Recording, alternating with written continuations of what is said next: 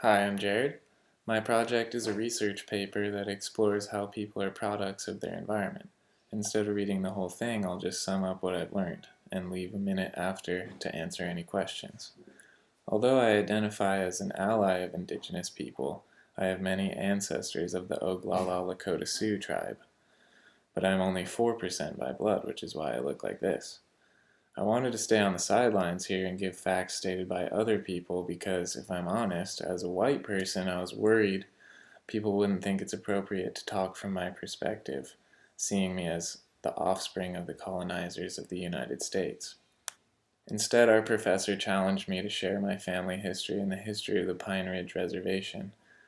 I haven't faced any of the struggles the Lakota people have, but I wanted to make it clear that it is important to bring these issues to light regardless of anyone's upbringing.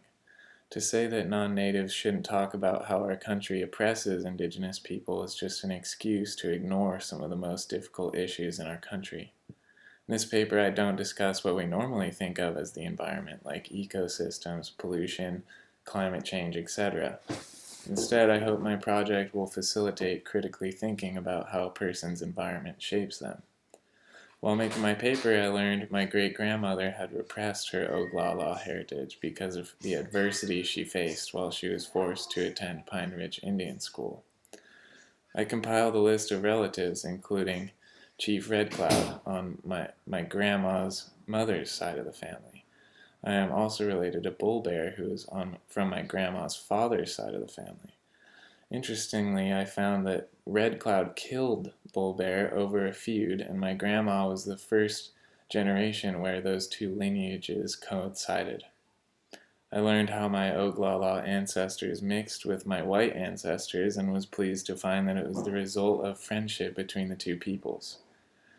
I learned about the seizure of the Black Hills and how it affects the poverty, suicide, alcoholism, and other problems on the Pine Ridge Reservation, now the poorest place in the country. I tell about my meeting with a Mapuche Lonco, their version of a chief, and he explained that learning from indigenous cultures is what will save the human race. Mapuche means people of the earth, and he told me something that I'll never forget, which is you don't have to be Mapuche to be people of the earth. This is why I believe people shouldn't be afraid to learn from First Nation cultures, as long as they are respectful and sincere.